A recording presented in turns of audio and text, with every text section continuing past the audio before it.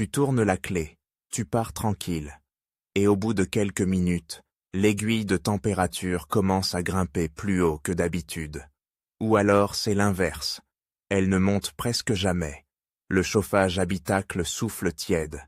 Et tu te demandes si ton moteur vit sa meilleure vie ou s'il est en train de s'user en silence.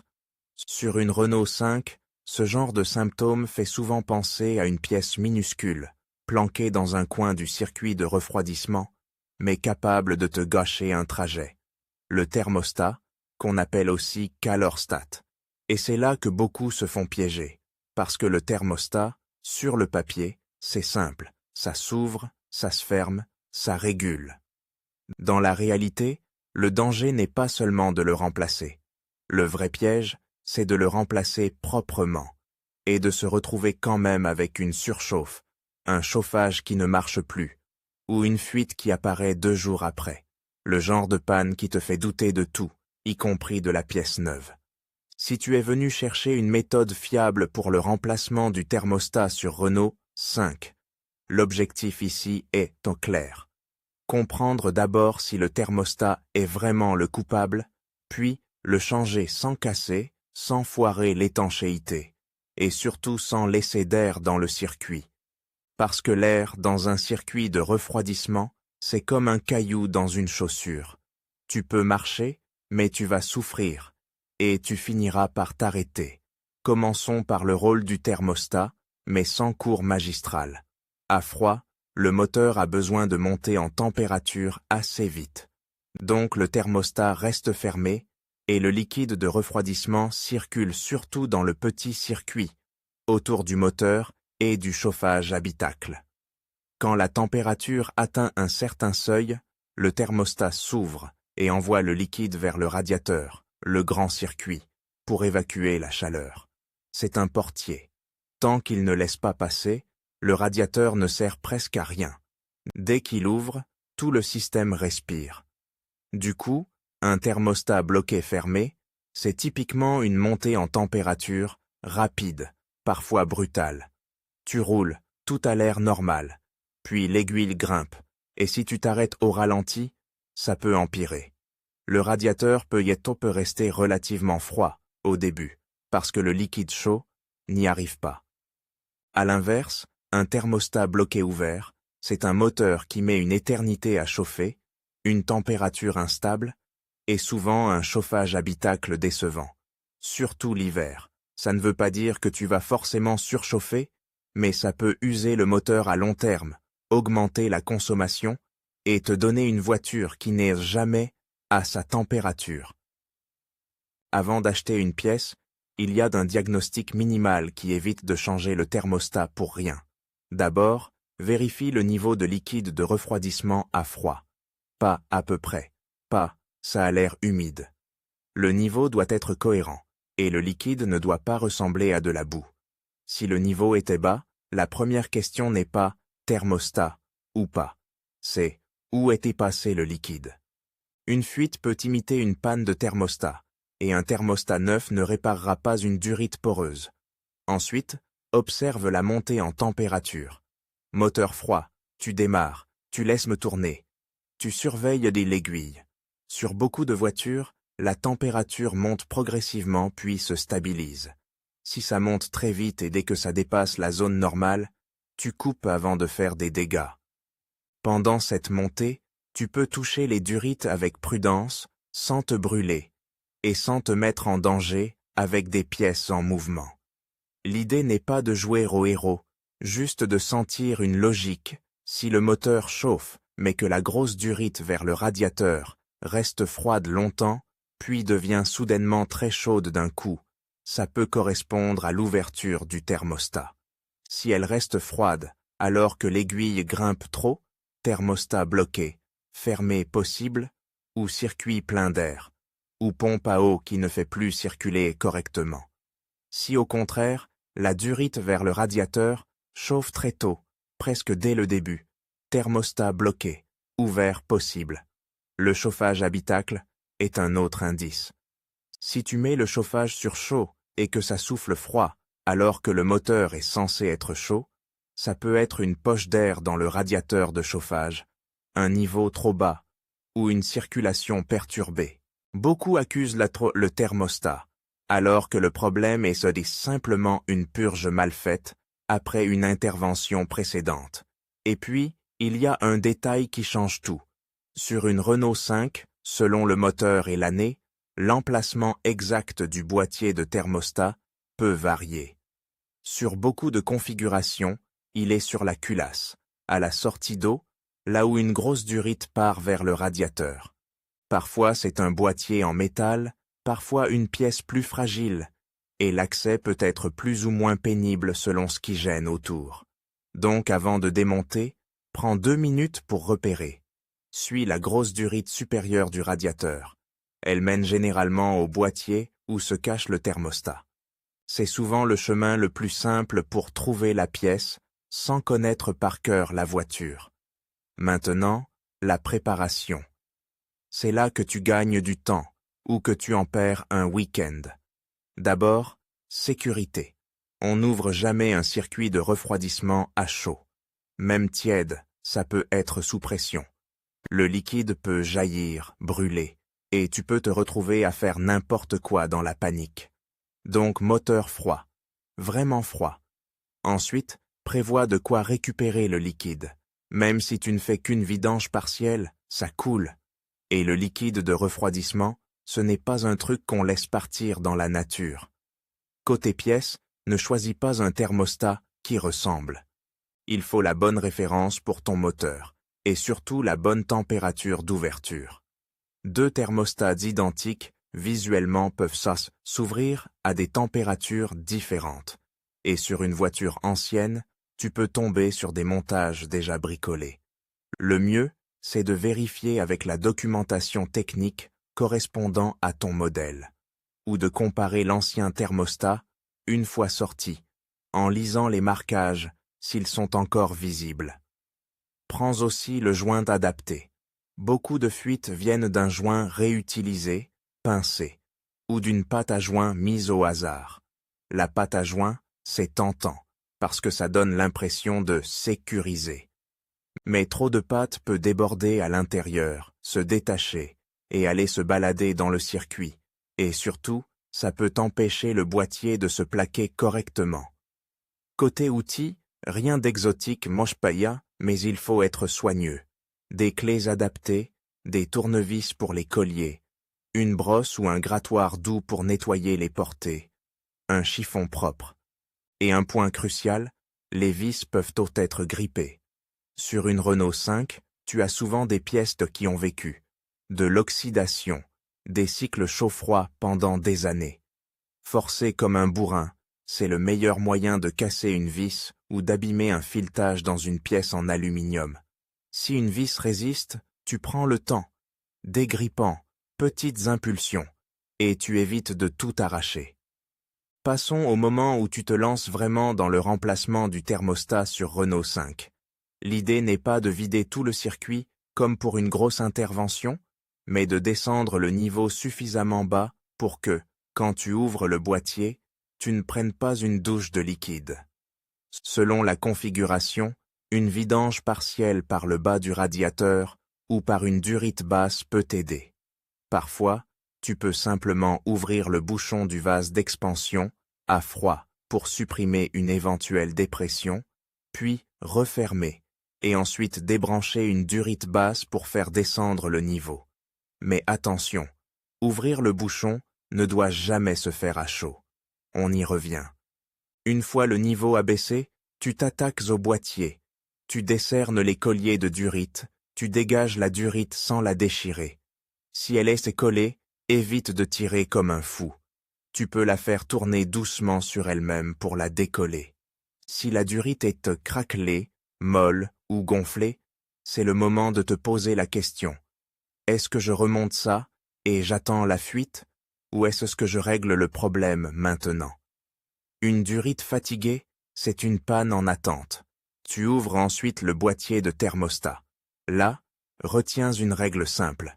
Tu observes avant de retirer. Le sens de montage compte. Certains thermostats ont un petit trou de dégazage ou une pastille qui doit être orientée d'une certaine façon, souvent vers le haut, pour aider l'air à s'échapper. Si tu montes le thermostat à l'envers, tu peux créer un comportement bizarre. Surchauffe, purge impossible, chauffage capricieux. Donc tu regardes comment c'est monté, tu prends une photo si besoin, et seulement après, tu sors la pièce. Quand l'ancien thermostat est dehors, tu peux déjà apprendre quelque chose.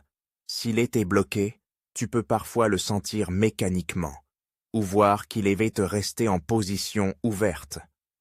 Mais même sans test sophistiqué, le simple fait de le remplacer par un neuf de bonne qualité, avec le bon tarage, peut résoudre des symptômes. Ce qui compte, c'est de ne pas introduire de nouveaux problèmes. Avant de poser le nouveau, tu nettoies les portées. Pas besoin de poncer comme si tu préparais une carrosserie. Juste enlever les restes de joint, l'oxydation, les dépôts pour que le joint neuf fasse son travail. Un joint, ça n'aime pas les bosses ni les grains de vieille pâte. Tu essuies, tu vérifies que c'est propre et sec.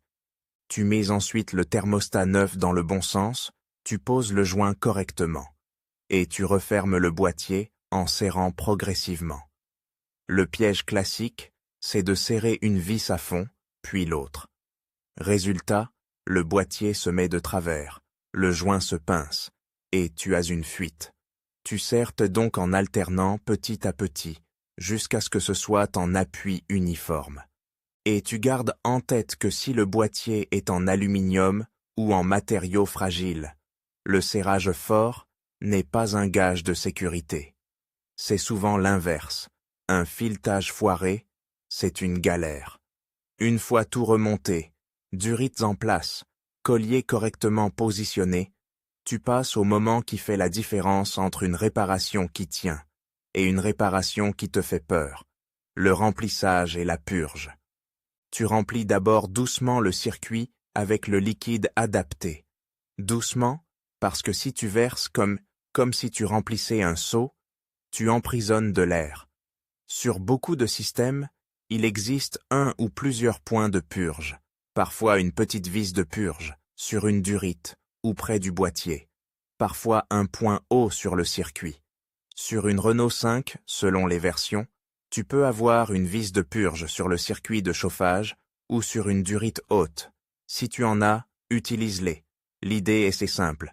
Tu ouvres le point de purge, tu remplis jusqu'à ce que le liquide sorte sans bulle, puis tu refermes. Si tu n'as pas de vis de purge accessible, tu peux quand même purger en jouant sur le chauffage et en laissant le circuit chasser l'air vers le vase, mais ça demande plus de patience. Le chauffage habitacle doit être réglé sur chaud, pas pour avoir chaud dans la voiture, mais pour ouvrir le circuit du radiateur de chauffage et permettre au liquide d'y circuler. Sinon, tu peux garder une poche d'air dans ce coin-là, et tu te retrouveras avec un chauffage froid et une température moteur instable. Ensuite, tu démarres, et tu laisses tourner au ralenti, en surveillant. Tu ne pars pas faire un tour pour voir, tu observes d'abord sur place. Tu regardes le niveau dans le vase d'expansion, il peut baisser quand l'air se déplace. Tu complètes si nécessaire, toujours sans remplir à ras-bord, n'importe comment. Tu surveilles aussi les fuites autour du boîtier, des durites, des colliers. Une petite goutte au début peut être un reste de liquide renversé, mais si ça perle et que ça revient, c'est un signe. Le moment clé, c'est quand le thermostat s'ouvre. Tu peux le sentir. La durite vers le radiateur devient chaude, le radiateur commence à chauffer, et la température se stabilise. Si tu as un ventilateur électrique, il doit finir par se déclencher quand la température monte suffisamment, puis s'arrêter quand ça redescend. Si le ventilateur ne se déclenche jamais et que l'aiguille grimpe trop, tu coupes et tu cherches pourquoi. Ça peut être un problème de sonde, de ventilateur, de relais, et ce n'est pas le thermostat. À l'inverse, si le ventilateur tourne tout le temps et que la voiture ne chauffe jamais, ça peut être un autre souci. L'idée, c'est de ne pas tout mettre sur le dos du thermostat. Pendant cette phase, tu peux presser doucement les grosses durites, avec prudence, pour aider l'air à se déplacer. Pas comme si tu voulais les écraser, juste des pressions légères. Tu peux parfois entendre des glouglous dans le vase. C'est l'air qui sort. Et tu continues jusqu'à ce que le niveau se stabilise et que le chauffage souffle bien chaud, de façon régulière. Après un premier cycle de chauffe, tu coupes le moteur et tu laisses le refroidir complètement. C'est important, parce qu'à chaud, le niveau peut te mentir. À froid, tu recontrôles le niveau et tu ajustes. Beaucoup de gens s'arrêtent trop tôt. Ils voient mieux que ça marche à chaud, ils ferment le capot, et le lendemain le niveau a baissé, une poche d'air s'est déplacée, et la voiture recommence à faire n'importe quoi. Le refroidissement complet fait partie de la purge. Et si malgré tout la température reste anormale après le remplacement, là, il faut raisonner sans panique. Si ça surchauffe au ralenti, mais pas en roulant, pense au ventilateur, au radiateur encrassé, ou à une circulation insuffisante. Si ça surchauffe en roulant, pense à un manque de circulation, à une grosse poche d'air, ou à un radiateur bouché. Si le chauffage reste froid, pense d'abord à l'air dans le circuit, ou à un niveau trop bas. Si tu as une fuite au boîtier, pense au joint mal positionné, à une portée sale, à un boîtier fissuré, ou à un serrage inégal. Et oui, parfois, une pièce neuve peut être défectueuse, ou pas au bon tarage. Ça arrive. Mais avant d'accuser la pièce, vérifie les fondamentaux. Sens de montage, purge, étanchéité, niveau. Il y a aussi un piège psychologique. Quand on remplace une pièce, on veut que ce soit ça. On veut d'une cause unique. Or, le circuit de refroidissement, c'est un ensemble. Un thermostat fatigué peut coexister avec une durite poreuse, un bouchon de vase qui ne tient plus la pression, un radiateur partiellement bouché. Le thermostat est souvent la première pièce qu'on change parce qu'elle est accessible et pas trop chère, mais ce n'est pas une baguette magique.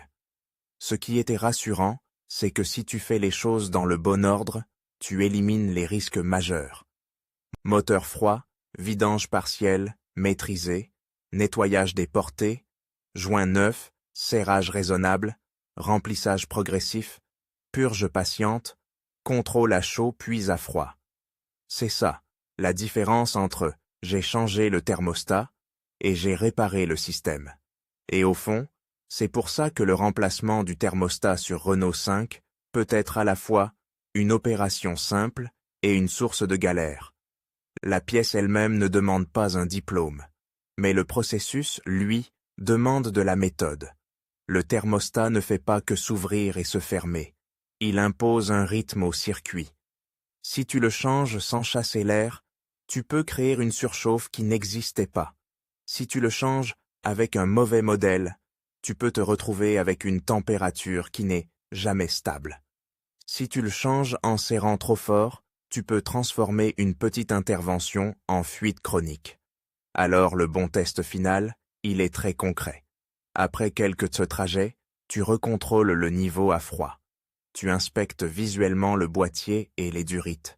Tu vérifies que l'aiguille se stabilise comme avant, ou mieux qu'avant. Tu vérifies que le chauffage souffle chaud de manière constante.